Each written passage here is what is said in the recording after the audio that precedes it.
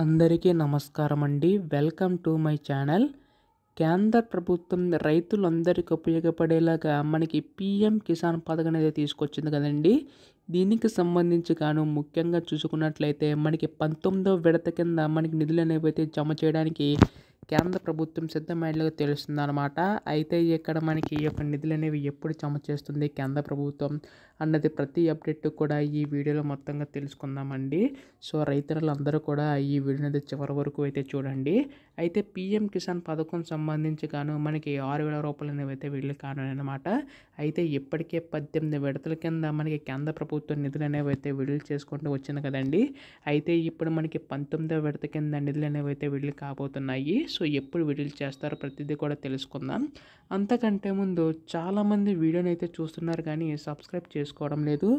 మీరు కనుక సబ్స్క్రైబ్ చేసుకుంటే నేను పెట్టే ప్రతి చిన్న లేటెస్ట్ అప్డేట్ కూడా మీరు ఎప్పటికప్పుడు మిస్ కాకుండా తెలుసుకోగలుగుతారండి. అందుకోసం వెంటనే ఛానల్ అయితే సబ్స్క్రైబ్ చేసుకోండి. అలాగే వీడియోకి అయితే లైక్ చేయండి. దీని ద్వారా మరికొంతమందికి సమాచారం అయితే అందుతుంది. ఇంకా ఆలస్యం చేయకుండా వీడియోలోకి అయితే వెళ్ళిపోదాం. సో మనకి ఇక్కడ పీఎం కిసాన్ పథకం సంబంధించి చూసుకున్నట్లయితే 2019లో ప్రారంభమైన ఈ పథకం మనకి దాదాపుగా 9.5 కోట్ల మంది రైతులకైతే మేలు చేకూర్చిందనమాట. అయితే ఇప్పుడు 19వ విడత కింద నిధులు అనేవి అయితే విడుదల కాబోతున్నాయండి.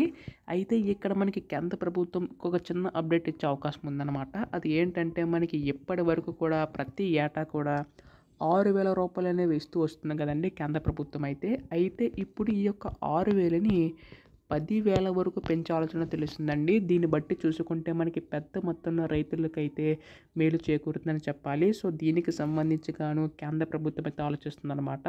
సో మనకి ఇప్పటి వరకు కూడా 3 విడతల్లో జమ చేసేవారు కదా. ఇదే విధంగా మనకి 3 విడతల్లో కూడా జమ చేసే అవకాశం ఉందండి. సో దీని ద్వారా మనకి 9.5 కోట్ల మంది రైతులకైతే మేలు చేకూరుతుందన్నమాట.